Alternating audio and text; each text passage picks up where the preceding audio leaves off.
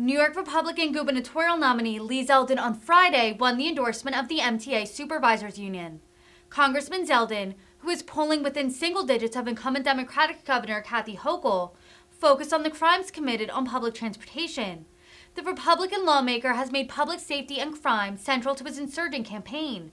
Hochul has responded by defending her record and promoting new public safety initiatives, including an appearance this week with New York City Mayor Eric Adams about new efforts to keep subways safe.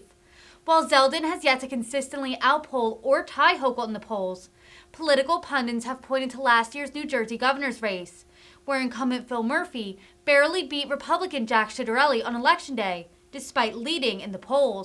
Good morning, all. Mike Karubi, president of the Subway Surface Supervisors Association. My membership base is over 4,200 members. My union has been in existence since 1952. We're here today to support Zeldin for governor. I want to start off by saying, every day my members play a critical role in moving New York City Transit, one of the largest transportation authorities in the country. We also helped out during the pandemic, the COVID pandemic, where we came to work each and every day. We sacrificed our lives, we sacrificed our families' lives, and we didn't even look back at that. And we were held by the MTA as second standard citizens, okay? Mistreated, not treated the way we should have, but we don't care. We're supervisors, we come to work and do what we have to do. As you see, crime is up in New York City Transit by 40%. My members go to work each day and face the same problems that our customers do. They could be injured, they could be fatally killed, they could be thrown into the subway tracks, and we don't want that. Our MTA leaders and our governor has done absolutely nothing for us. Today, we stand here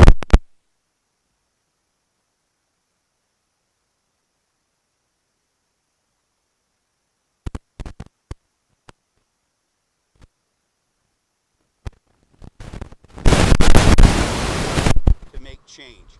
So therefore, the SSSA is supporting Zeldin for governor of New York. Thank you. Thank you, Mike. Thank you so much to Mike and to all the men and women who he leads. For all of them for being here. It's not an easy job. It's been a tough few years. Hit hard with challenges of the pandemic, trying to get your hands on PPE early, being exposed to COVID at the onset of the pandemic. And now, fast forward to today. We wake up to read a headline of one MTA bus being held up yesterday by a fake gun. As I'm walking here, I'm watching video of a group that attacked a woman in Queens yesterday and robbed this young girl. This isn't something that's happening once a year. This isn't something that's happening once a month or once a week. We're just recapping just a couple of the highlights and lowlights of what happened yesterday. It's important for people in government to have the backs of these men and women so that when they are saying goodbye to their families, to serve, and this is public service, there are many ways to serve. We have veterans who go overseas, they get care packages, they come home, there's a welcome home ceremony, they get a hug.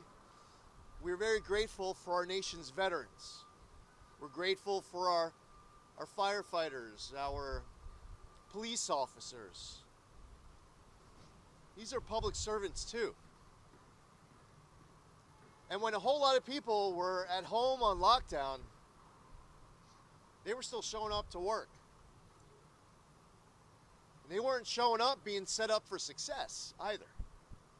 But they did it. And they're still here. They haven't quit. And in order to make sure that we don't have more people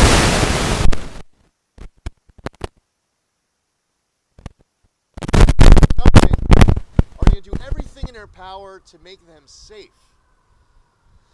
In my first term when I was in Congress, we got the transportation infrastructure bill called the FAST Act over the finish line, and there was an ask that was specifically related to the bus drivers, the bus operators, transit operators were asking for language to be added to this because they were dealing with an issue with assaults then.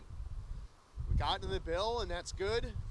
You'd hope that the worst days are behind you, but quite frankly, what's happening right now for these men and women is that each day they're being reminded that some of the most challenging hours on the job might still be in front of them.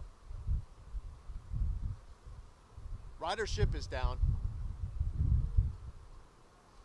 The impact on the economics of the MTA are real. And one of the best ways to improve fiscal solvency is to improve the ridership experience. And there's only so much that these men and women can do to improve the ridership experience.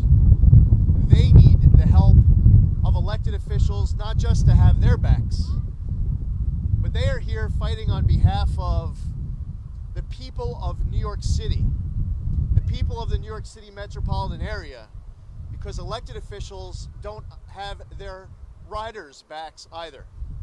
This is a campaign in many respects that has been focused on public safety. There's an election coming up in 11 days. And I was talking at our debate a few days ago about how there's more that needs to be done to make the streets safe again, to make our subways safe again.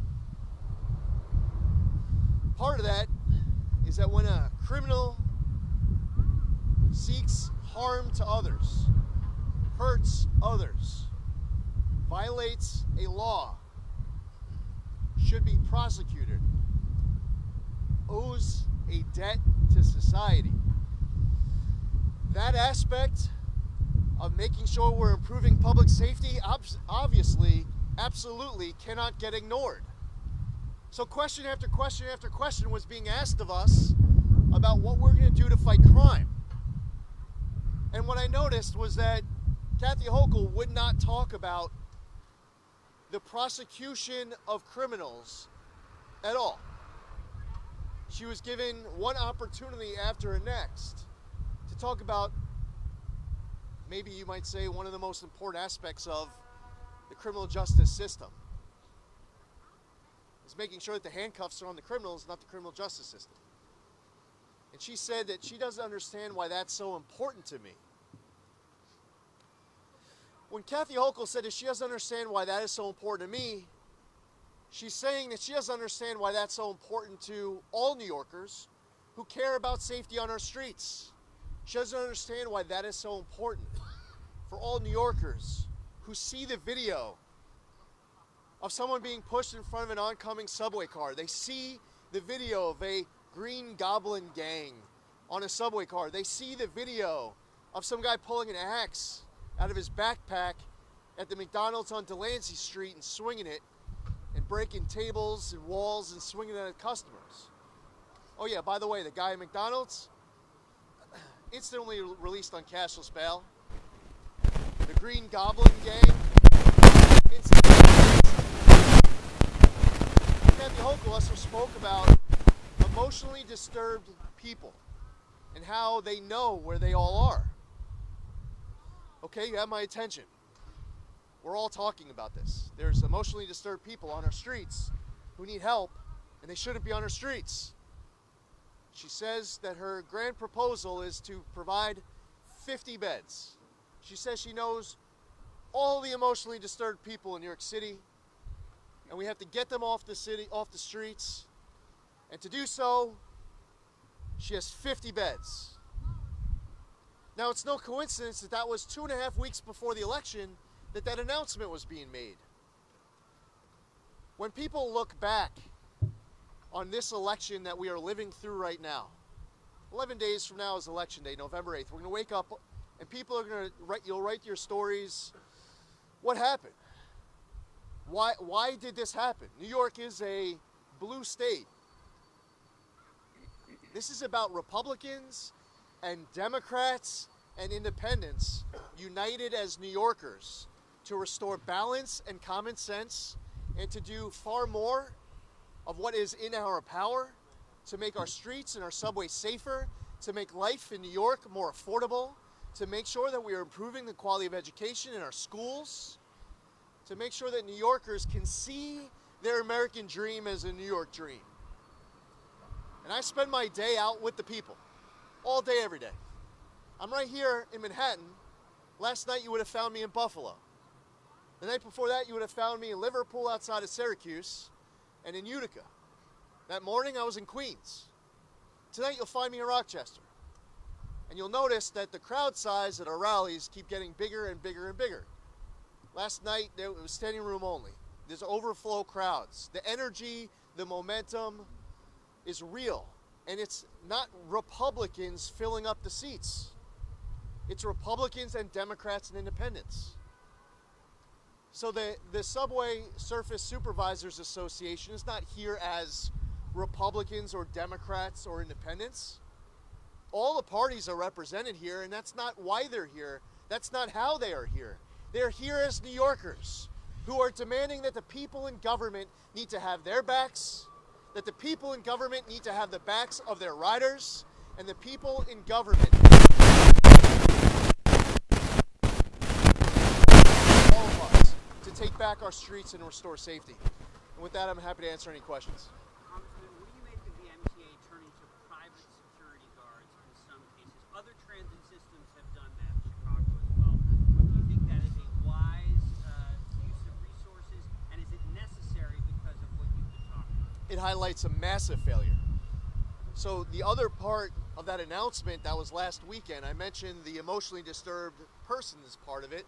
And also they were talking about needing to put more law enforcement in the subways. Okay, you have my attention. I agree with that too. But they're talking about mandatory forced overtime. They're not talking about hiring more NYPD. We need to hire more NYPD. And we shouldn't be taking people off of other beats where they're needed on the streets. By the way, what I've heard and I'm looking into is that I was informed that they were pulling people from the Long Island Railroad and Metro North, so we're checking it out. I was also told that the MTA was blindsided by this plan. This wasn't something that was being rolled out that had been getting developed. It was something that came across as a, hey, we need to do something quick. There's an election coming up in 2.5 weeks. We need to hire more law enforcement. The answer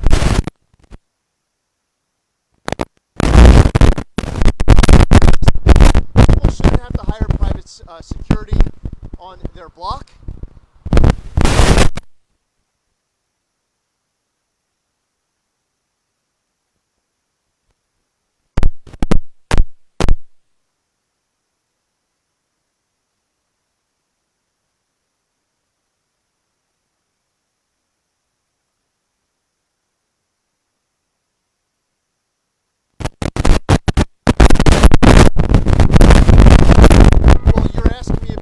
Hiring public safety, hiring private security, and what does? Well, I'm answering a question. Whether it's the right decision.